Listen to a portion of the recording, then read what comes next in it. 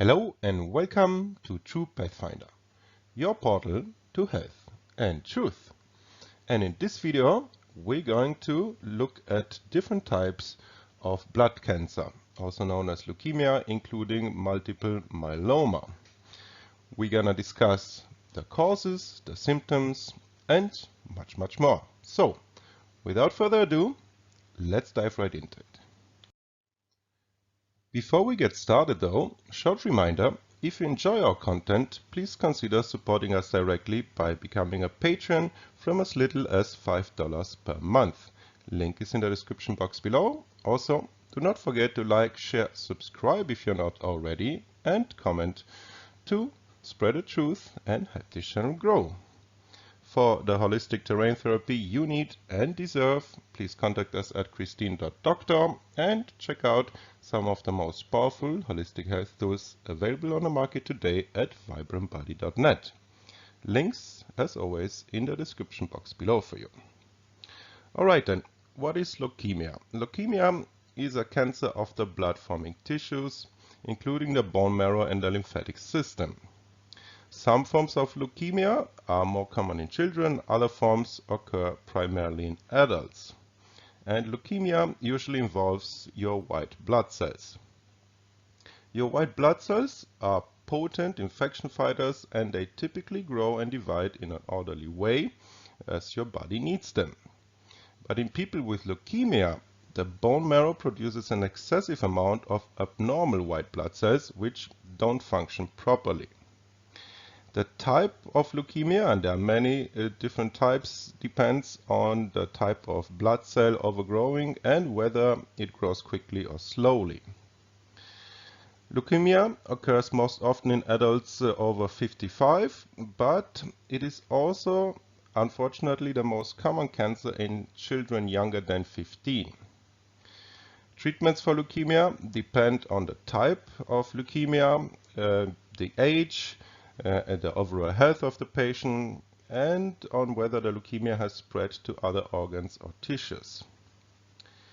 This uncontrolled growth occurs in the bone marrow, where most of your body's blood cells are made, and the leukemia cells are usually immature, so still developing white blood cells. The term leukemia comes from the Greek language, from two words, leukos, which stands for white, and haima, which stands for blood.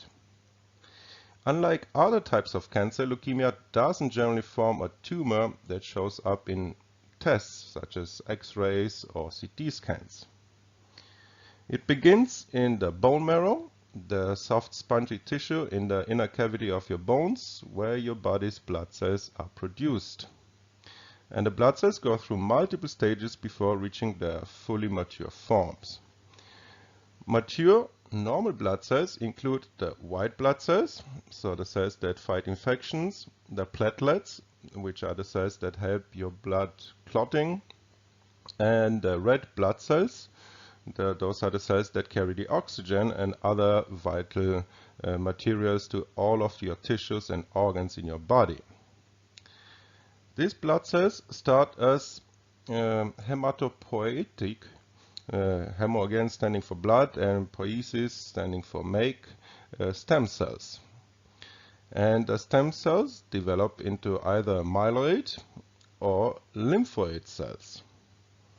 If the blood cells continue to develop normally, the mature forms of the cells are as follows. The myeloid cells develop into the red blood cells, the platelets, and certain types of white blood cells, such as the basophils, the eosinophils, and the neutrophils. The lymphoid cells develop into specific white blood cells, namely the lymphocytes and the natural killer cells. However, if you have leukemia, one of the developing blood cells begins to multiply uncontrollably, and these abnormal cells are called leukemia cells, and they begin to take over the space inside of your bone marrow. They crowd out the cells, trying to develop into healthy red blood cells, white blood cells, and platelets. Healthcare providers classify leukemia based on how fast the disease worsens and whether leukemia cells arise from the myeloid or lymphoid cells. They also classify it on how quickly it progresses and the type of blood cells involved. We have acute leukemia. In acute leukemia, the cells divide rapidly and the disease progresses very quickly. If you have acute leukemia, you'll feel sick within weeks of the leukemia cells forming. Acute leukemia is life-threatening and requires immediate initiation of therapy. It is unfortunately also the most common type of cancer in children.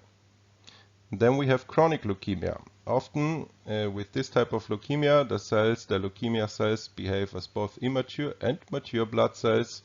Some cells develop when they function as they were meant to become, and the disease progresses slowly compared to acute leukemia. You may not have noticeable symptoms for years if you suffer from this type of chronic leukemia, and it is more common in adults than children. We can also classify by cell type.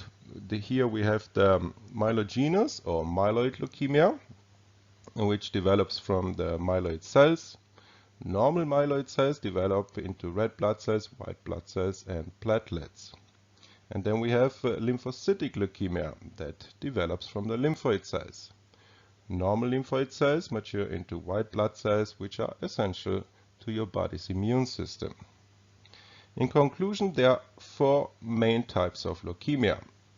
First one being acute lymphocytic leukemia, or ALL. This is the most common type in children, teens, and young adults up to the age of 39. ALL can affect also adults of other ages. Then we have acute myelogenous leukemia, or AML. This is most commonly found in adults. It's a type of acute leukemia, and it's more common in older adults, so people over the age of 65. But it can also occur in children. Then we have chronic lymphocytic leukemia, or CLL. This is the most common chronic leukemia in adults. Again, most common for people over 65, and the symptoms with this type of leukemia may not appear for several years. And then, last but not least, we have chronic myelogenous leukemia, or CML. This is more common in older adults over the age of 65, but can affect adults of any age. It rarely occurs in children, and the symptoms may not appear to be very severe. When it comes to symptoms, they depend in part on the type of leukemia you're suffering from. For instance, if you have a chronic form of leukemia, you may not have noticeable symptoms in the early stages. Common signs and symptoms of leukemia include fatigue, getting tired very quickly, fever or night sweats, frequent infections, shortness of breath, a pale skin, an unexplainable weight loss, bone and joint pain or tenderness, pain or the feeling of fullness under your ribs on the left side, swollen lymph nodes in your neck, underarm, groin or stomach, an enlarged spleen or liver, bruising and bleeding very easily, including nosebleeds, bleeding gums, a rash that looks like tiny red spots on the skin, or purplish darkened skin patches. To diagnose leukemia, the tests may include a physical exam, where your healthcare provider will ask about your symptoms and will feel for swollen lymph nodes and an enlarged spleen or liver. They may also inspect your gums for bleeding and swelling. Additionally, they may look for a skin rash associated with leukemia that may result in a complete blood count. And this blood test lets your healthcare provider know if you have abnormal levels of red blood cells, white blood cells, and platelets. For example, you likely have higher than average counts of white blood cells if you suffer from leukemia. Then they perform a blood cell examination. So they may take additional blood samples to check for markers that indicate the presence of leukemia cells or a specific type of leukemia. Flow cytometry and peripheral blood smear are additional tests that your healthcare provider may order.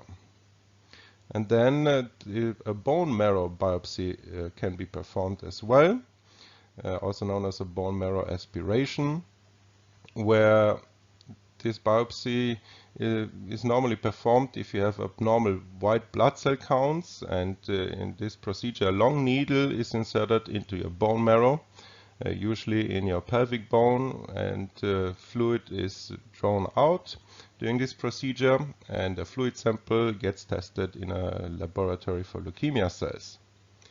A bone marrow biopsy helps determine the percentage of abnormal cells in your bone marrow, confirming the leukemia diagnosis. Then there are also imaging and other tests. So your doctor may order a chest X-ray, for example, or a CT scan or a MRI if the symptoms indicate that the leukemia has affected your bones, your organs, or your tissues. And it's a little difficult with the leukemia because the leukemia cells don't show up on this imaging tests. And then they might also perform a lumbar puncture, also known as a spinal tap, where the healthcare provider takes a sample of spinal fluid to see if the leukemia has spread to the spinal fluid that surrounds your brain and spinal cord. Let's discuss the bone marrow in a little bit more detail. The bone marrow makes up about 4% of your body's mass, and it's the leading site of new blood cell production, creating 500 billion blood cells daily. And these new cells join the body's systemic circulation via permeable membranes within the marrow cavity of the bone. The blood vessels of the bone marrow create a barrier that stops immature blood cells from leaving, and as a result only mature blood cells contain the membrane proteins required to attach to and pass into the bloodstream. We have two types of bone marrow, the red bone marrow and the yellow bone marrow. The red bone marrow is what children are born with. It is a critical element of blood cell production and the lymphatic system, and it is one of the primary organs for the generation of lymphocytes in combination with the thymus gland. In addition, red blood cells, platelets, and the forms of white blood cells are also made in the red bone marrow. The yellow bone marrow increases with age and produces bones, cartilages, fat, and certain forms of white blood cells, and maintains its color due to the large number of fat cells that it contains. The body can convert yellow marrow back into red marrow if raising the red blood cell counts is urgently needed, which is the case, for example, during an injury or severe illness.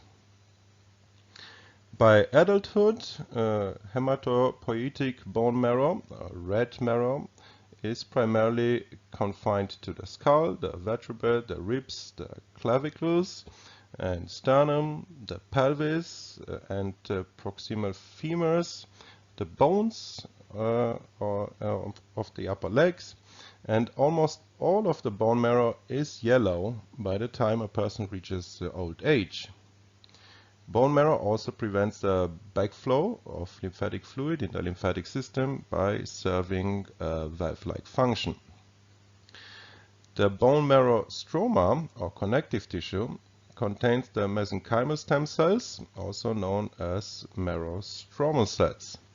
And these stem cells can differentiate into different types of cells. Additionally, to the actual bone marrow inside of the bones, another source of bone marrow stem cells is in the blood that circulates in the veins and arteries of all people. Hematopoietic stem cells may cross the bone marrow barrier and can be harvested from blood. And these stem cells are known as peripheral blood stem cells. Healthy kidneys are also crucial for not developing leukemia because the kidneys govern the bones and thus the bone marrow. Therefore, a deficient kidney will fail to nourish the bones, which will cause poor bone development and late closure of the fontanelle in children, also softening of the bones and knees in adults, known as osteoarthritis or osteoporosis, and it can also create back soreness. The teeth are considered to be bone extensions, and therefore teeth problems may also appear. The marrow feels the brain also, therefore deficient kidney essence is responsible for mental dullness and retardation in children, as well as poor cognitive abilities and memory in adults and the elderly. A kidney essence deficiency will cause also hearing loss and tinnitus, and the kidney manifests also in the hair. Thus, poor kidney essence will cause hair loss and premature graying of the hair. In traditional Chinese medicine, the kidney is the most vital Zheng organ. However, the material basis of kidney essence is still undefined. The kidney is also an endocrine organ that secretes quite a lot of essential hormones.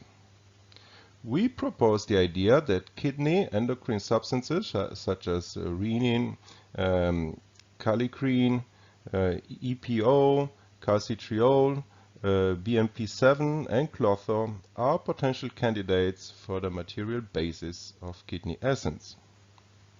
Renin is produced by the renal juxtaglomerular epithelioid cells, and its secretion depends on salt sensitivity. It is believed to be the regulator of kidney yang due to its participation in the blood pressure control system. Kallikrein, kinin, KKS, is mainly expressed in the distal tubules and the collecting ducts of the kidneys. It lowers HBP and promotes the differentiation of stem cells, which are associated with the kidney yin. EPO is exclusively secreted by the renal interstitial fibroblast cells, which can regulate the differentiation of red blood cells, stem cells, and progenitor cells. Calcitriol and BMP7 control the bones. Calcitriol is produced via the 25-hydroxyvitamin D3 in the renal proximal tubular cells, and at the same time BMP7 is expressed in the renal outer medulla, the glomeruli, and several glomerular cell types such as the mesangial, epithelial, and endothelial cells. Knocking out BMP7 in mice resulted in death shortly after delivery with kidney failure, skeleton deformity, and eyesight loss. Clotho is mainly expressed in the distal tubule and the collecting duct, and as a longevity gene, clotho has been widely known as its reduction directly affects life expectancy. Serum alpha-clotho levels in healthy people rise with age to young adults and then gradually decline while the age increases, showing a parabola. As the kidneys govern the bones, blood production, and water metabolism, people with leukemia or myeloma have kidney weakness and malfunction. And because of this, the biological conflict that affects the bones and the joints points to the kidney qi, yang, yin, and an essence deficiency. The skeletal system includes all bones and joints in our bodies. The ligaments, the tendons, and the cartilages and the connective tissue connect and stabilize the bones, and the bones and joints allow a controlled physical movement with the skeletal muscles, of course. They also protect many of the body's internal organs. The ribs, for example, protect the pleural cavity that contains the heart and the lungs. The bone tissue stores several minerals such as calcium and phosphorus that keep the bones strong. The red bone marrow inside of the bones produces most of the blood cells, including the erythrocytes, so the red blood cells, and the leukocytes, meaning the white blood cells, as well as the thrombocytes, also known as the platelets. However, most bones of the limbs contain mainly yellow bone marrow, composed mostly of fat. If the body suffers enormous amounts of blood loss, the yellow marrow is converted into red bone marrow to ensure blood cell production. So-called osteocytes, or mature bone cells, and osteoblasts, which are immature bone cells, are the major cellular components of the bones. Osteoblasts are bone-building cells, forming the callus required for bone repair, and the outer surface of the bones is covered by the periosteum, except for the joints and the sites that are attached to ligaments and tendons, which are kept with cartilage. The firm cartilage surface reduces friction during joint movement, and additionally the cartilage is covered by the perichondrium, which is the equivalent of the periosteum that lines the bones. The embryonic skeleton is mainly made up of cartilage, which is gradually replaced by bones, and this process, called ossification, does not get completed until after birth. However, some parts of the body remain as cartilage, for example, the tip of your nose and your external ears. The bones, cartilages, tendons, and ligaments originate from the new mesoderm and are therefore controlled by the cerebral medulla. In the cerebral medulla, the bones and joints, including the cartilages, tendons, and ligaments of the right side of the body, are controlled by the left side of the brain. The bones and joints of the left side of the body are controlled from the right cerebral hemisphere, and hence there is a crossover correlation, as you can see, from the brain to the organ. The bones, skeletal muscles, lymph vessels with lymph nodes, blood vessels, connective tissue, and fat tissue share the same brain relay and therefore the same biological conflict, namely a self-devaluation conflict. And the control centers are orderly positioned from head to toe. So, the biological conflict that is linked to the bones and the joints is a so-called severe self-devaluation conflict or loss of self-worth. The cartilage, tendons, ligaments, lymphatic system, and the blood vessels correlate with a lighter self-devaluation conflict. A generalized self-devaluation conflict concerns the whole person.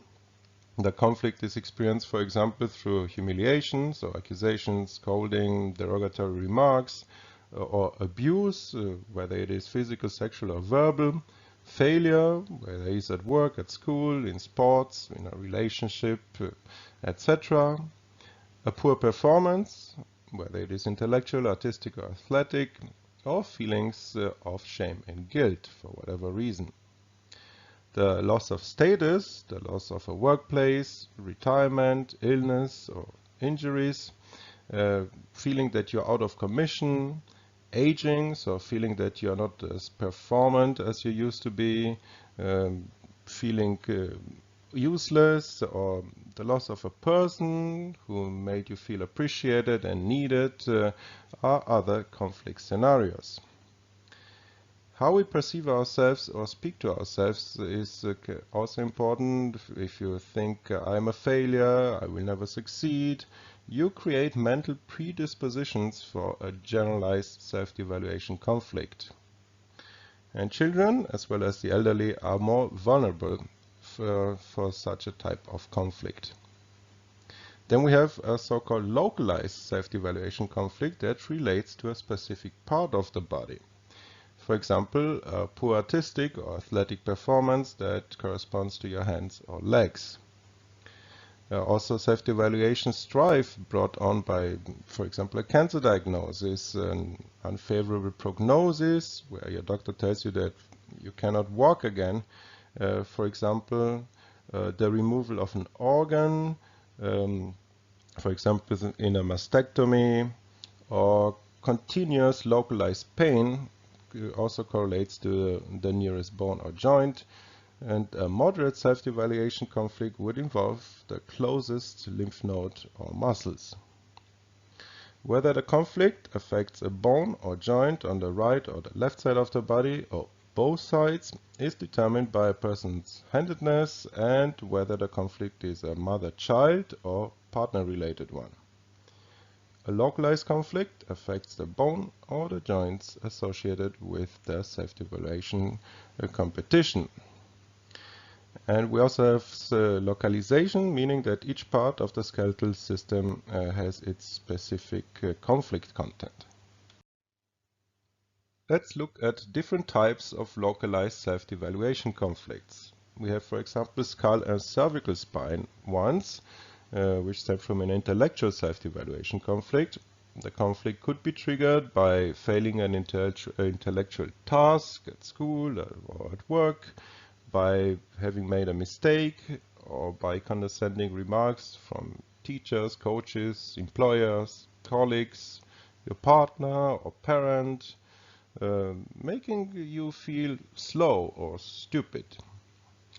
People who have an occupation that is intellectually demanding, such as scholars, academics, writers, and others, whose self-worth is therefore built on their intellectual achievements, or people who are academically overambitious, are most susceptible to experience this type of conflict. Thinking to yourself that I am not smart enough, I'm an idiot, can generate a self-inflicted loss of self-worth. Also, the fear of failing might already activate such a conflict. Also, unexpected injustice, where you think this is not fair, can affect the skull and the cervical spine. Facial bone problems, here the self-evaluation concerns your look or reputation. Orbital eye socket problems, here the self-evaluation is related, of course, to the eyes, for example, after surgery, where you feel like you look like a monster. Jawbone problems from not being able to bite, literally or figuratively. Ossicles and mastoids in the ear stem from a self-evaluation conflict that is associated with the ears, such as a hearing impairment.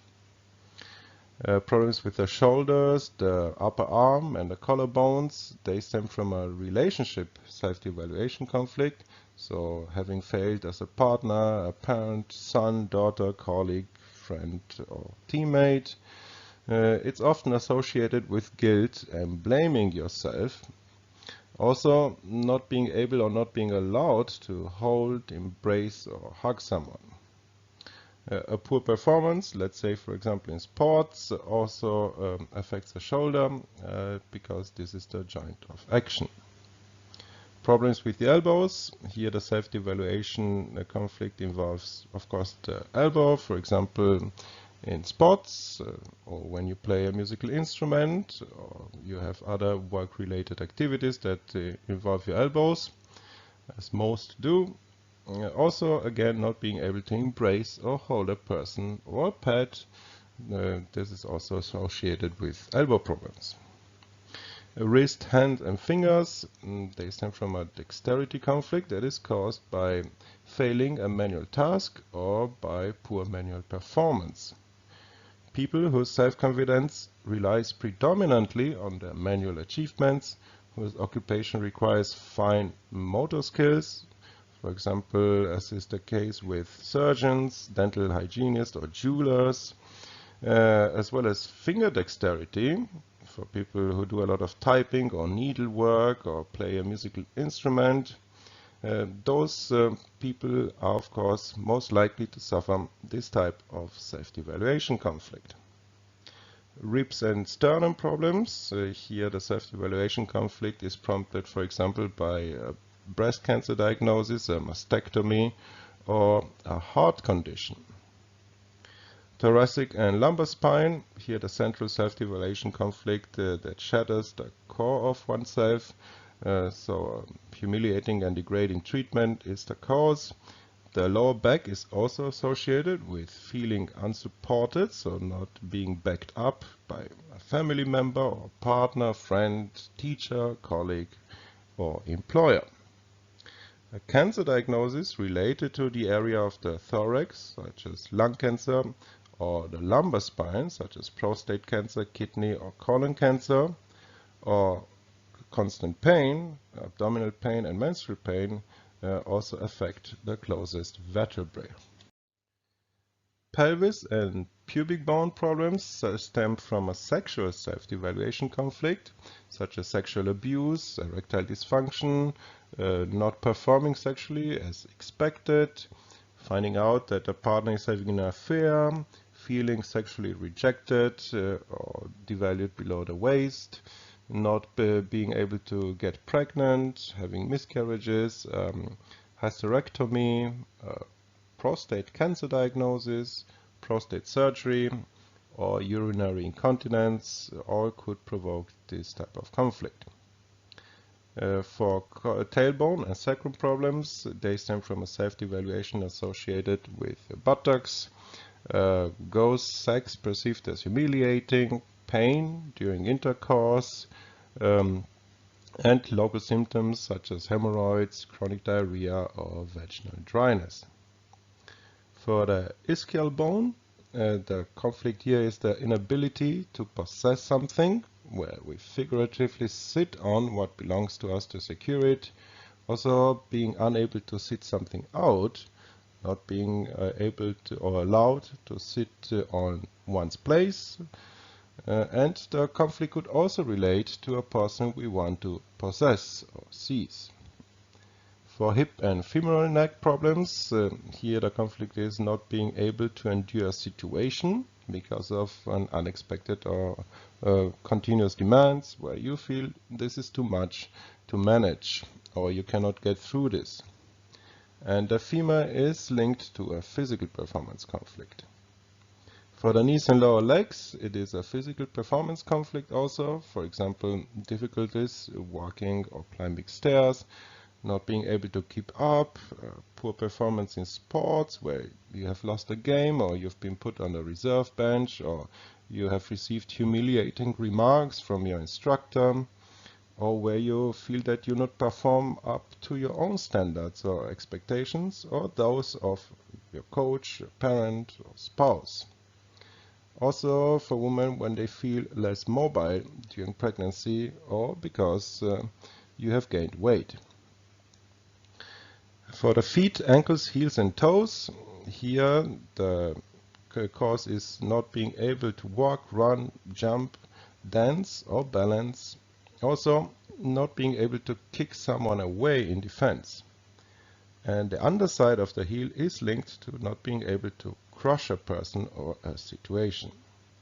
And as with all types of biological conflicts, we have two phases, the conflict active phase and the healing phase. During the conflict active phase, the affected bone decalcifies, creating gaps and little holes in the bone thereby. And the exact type of self-devaluation conflict determines the location of the bone breakdown. The degree is determined by the intensity of the conflict, and the decalcification of the bone increases the serum calcium levels compared with hypercalcemia that is related to the parathyroid glands.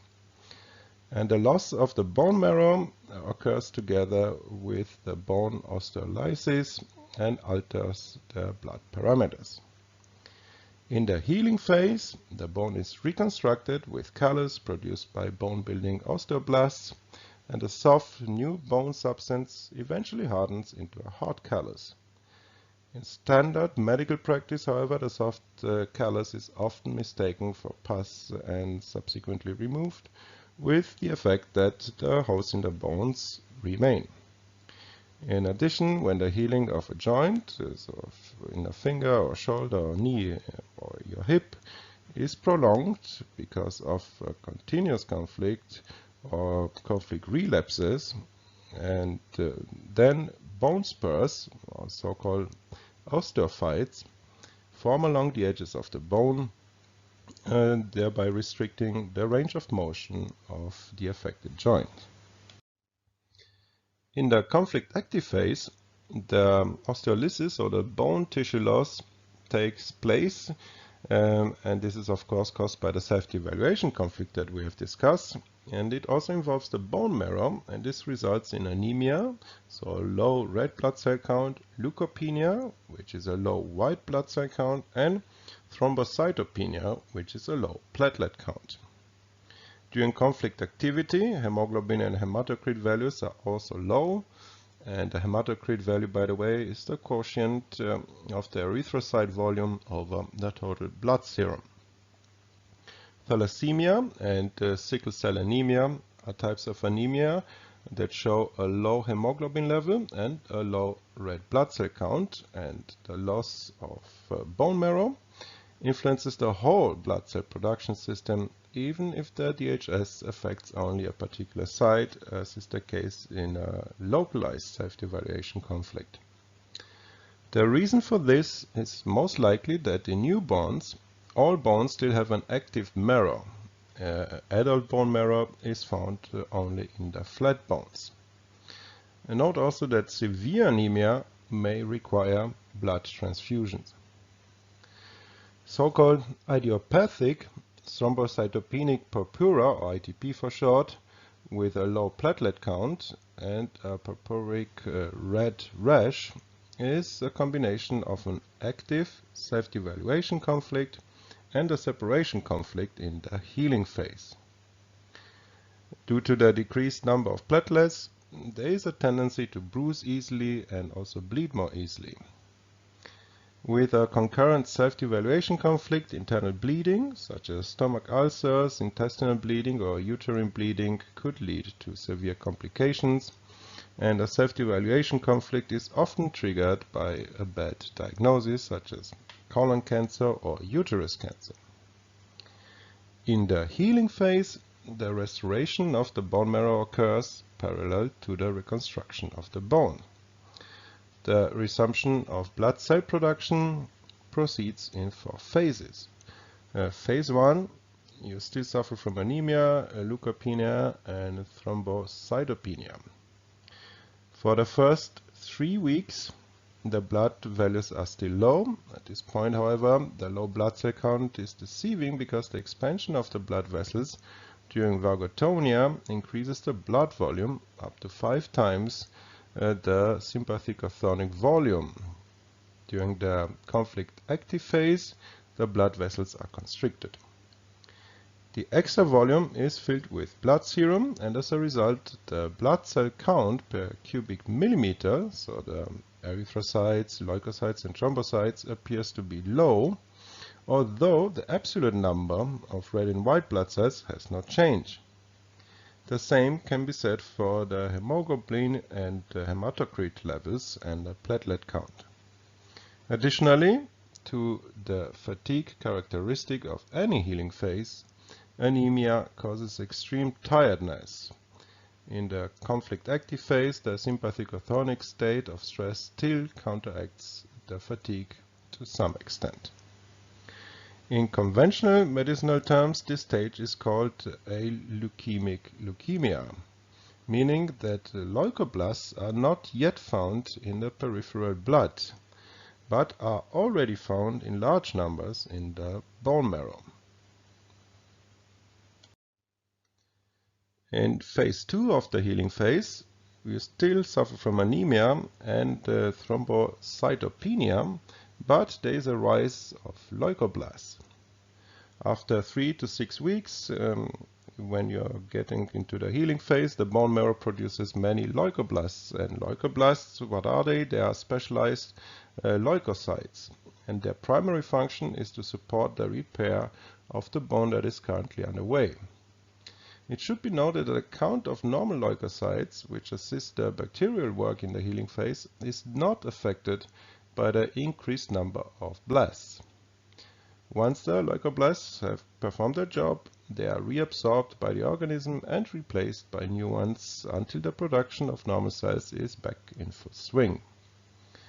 Those leukoblasts that cannot be broken down in the liver are left in the peripheral blood and are found through a blood test.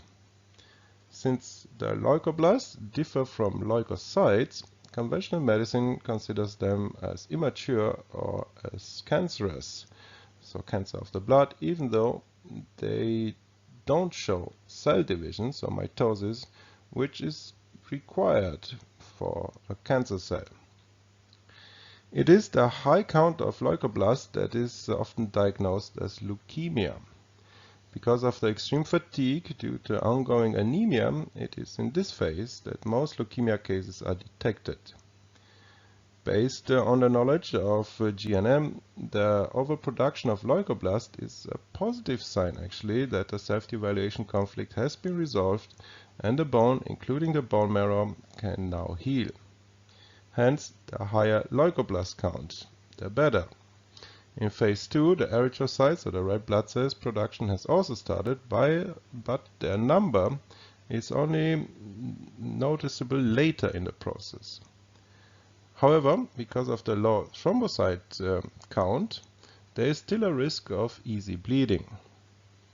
Radioactive exposure, also a consequence of nuclear bombing, for example, as was the case in Hiroshima or Nagasaki, or the release of radioactive material through a nuclear accident, such as the Chernobyl one from 1986, damaged the bone marrow with the development of leukemia during the repair phase.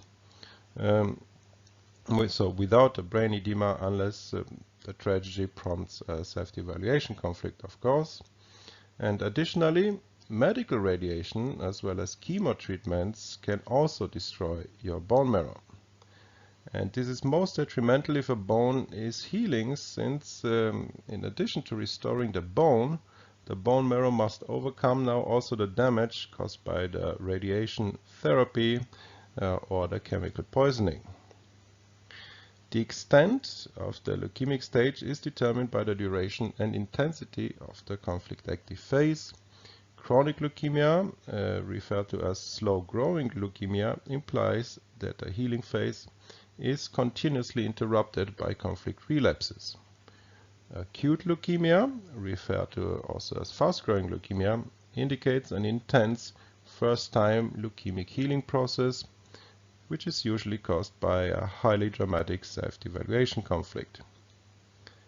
In conventional medicine, the different types of leukemia are classified according to the blood stem cells that are involved, hence the use of terms such as monocytic leukemia or T-cell leukemia, thrombocyte leukemia, erythroleukemia, lymphoblastic leukemia, myelogenous leukemia, plasmacytoma, and so forth.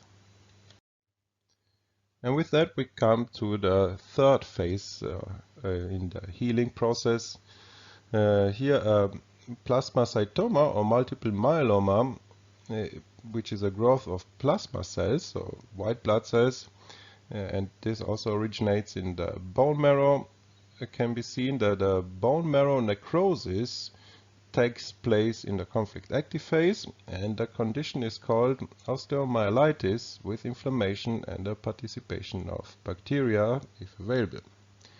The fluid emitted from the edema in the bone marrow stretches the periosteum, causing considerable pain thereby, and plasmacytomas typically develop in flat bones, such as the ones you have in your hip, your sternum, spinal vertebrae, the skull, and your ribs. And this confirms that the condition is linked to a self-devaluation conflict. A bone marrow transplant is a procedure where the bone marrow of a leukemia or lymphoma patient is replaced with healthy bone marrow stem cells from a donor. Before the treatment, patients receive high-dose chemotherapy or radiation therapy or both, and they are given to eliminate all bone marrow. And subsequently, the harvested stem cells are injected into the circulation on the assumption that they will travel to the bone marrow where they settle and begin producing normal leukocytes. The problem is the radioactive marking of the donor's marrow has shown that within a few weeks there is no foreign marrow left in the recipient's body. It has all been annihilated due to a natural reaction to the foreign cells. Suppose the bone marrow does start the blood cell production. In that case, it is only because the dose of radiation in chemotreatments has not destroyed the entire bone marrow, allowing the remaining stem cells to produce new blood cells eventually. Lymphoblastic leukemia, which is closely associated with the lymphatic system, is usually caused by self-devaluation conflict of a lesser degree. Lymphatic leukemia occurs more commonly in children due to a generalized self-devaluation conflict. When it comes to the lymphocytes, the white blood cells derived from bone marrow stem cells, they are not, as assumed, produced in the lymph nodes, but migrate from the bone marrow via the lymph fluid to the lymph nodes, where they play an essential role in removing the remnants of the microbial repair work in any given healing phase. And this is, of course, contrary to the mainstream immune system theory. And since the lymphocytes make up lymphoid tissue, the lymphocyte count is elevated in case of a lymphoma, also known as Hodgkin's disease.